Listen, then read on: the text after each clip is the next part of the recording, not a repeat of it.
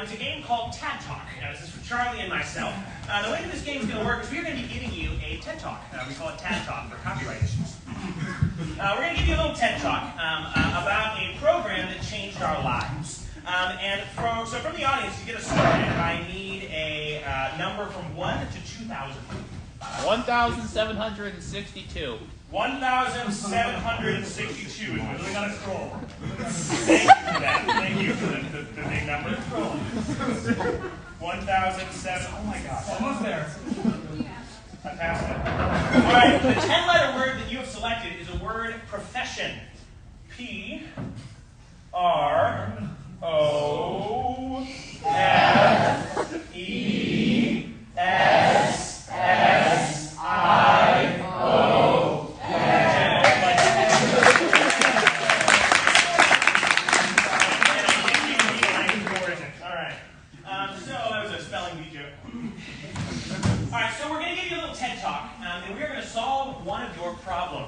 With what we call the 10-step profession plan.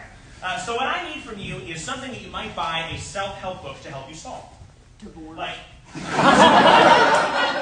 getting through a painful divorce with we did divorce all last show. Something else. Something else that you might buy a self-help book for. How to microwave a burrito. How to microwave a burrito. That's not a self-help, that's like a wing power.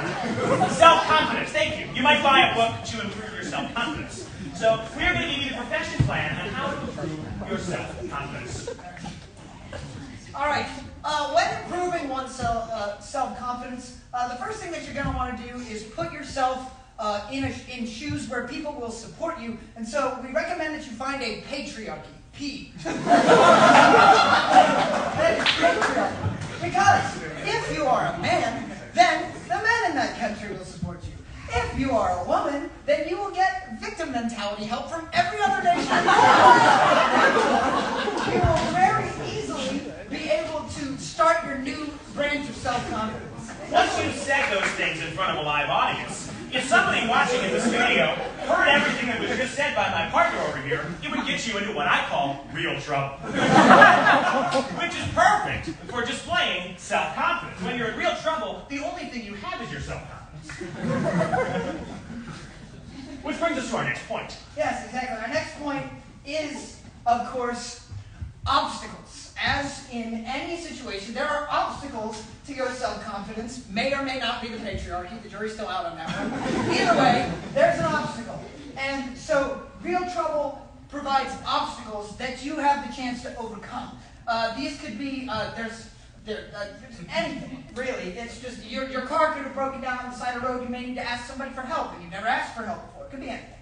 Now, our next point is when you have self-confidence, you can become things that you never thought that you were before. In our case of my colleague here, he became a functioning alcoholic. With the functioning alcohol that he actually happens to have there in his coffee mug right now. With the functioning alcohol that I'll finish the word while I spell this. He's able to display confidence like he never thought before. If you don't have self-confidence, pour some liquid confidence in your coffee, and let me tell you, you've got that liquid courage, you can talk to any woman, no matter where you stand in the patriarchy. And once you get done talking to women, we recommend that you perform an exorcism so you can go talking demons.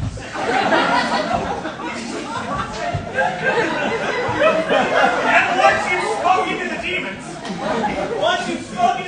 in the woman, and commanded them to leave whoever you're exercising, because you are a good person. What did you think that was? That takes confidence, exorcism. Once you kick the demon out of the woman that you're talking to, you realize that you want to save every woman, not just this woman with your self-confidence. So you follow the demons to the head honcho himself, Satan. Because if you take out Satan, you are the most confident person in the world.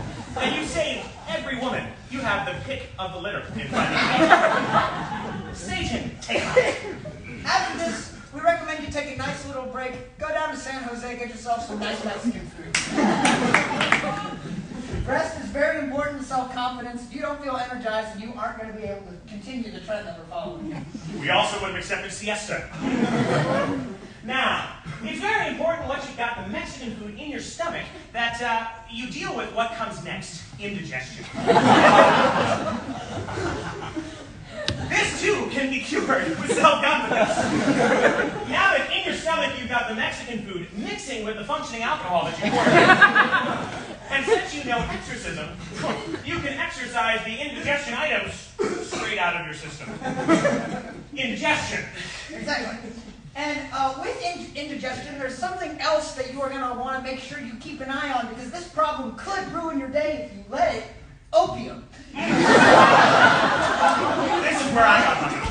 This is a negative step. You do not want to come anywhere near this. Nothing hurts. Exactly. That is the one thing that can hurt your upward trend from here.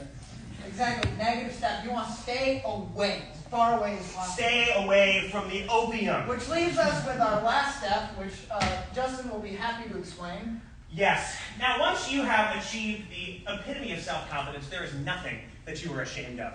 And what is more shameful than nudity? Public indecency is incredibly shameful, but once you have achieved it, we also would accept nirvana here. Once you have finally achieved confidence nirvana, you too can be nude in public and feel nothing, like you were a Greek statue of some biblical character. You too can be a David carved out of marble. To recap, we have patriarchy, Real trouble. obstacles, Functioning alcoholic. exorcism, Satan. San Jose, Indigestion. not